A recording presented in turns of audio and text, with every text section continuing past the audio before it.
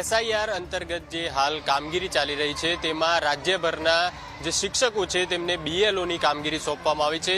સીધા દ્રશ્યો બતાવીશું।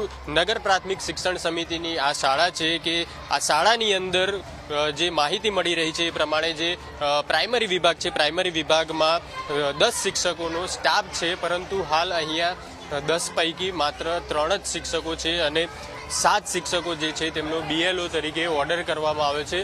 અને આ ઓર્ડર મુજબ હાલ આ જે શાળા છે, શાળાની અંદર ફક્ત જે 3 શિક્ષકો છે તે 3 શિક્ષકો ફરજ પર છે અને બાકીના 7 શિક્ષકો જે છે તે બીએલઓની ફરજ બજાવી રહ્યા છે। એક તરફ બીએલઓની કામગીરીમાં એક પછી એક શિક્ષકોના જે મોતના સમાચાર સામે આવી રહ્યા છે, બીજી તરફ શાળાની અંદર પણ એવી જ કંઈક પરિસ્થિતિ છે કે શાળામાં જે બાળકો આવી રહ્યા છે તેમને બાળકો 3 શિક્ષકો પર ચાલી રહ્યા છે તેવી પણ પરિસ્થિતિ સર્જાઈ છે।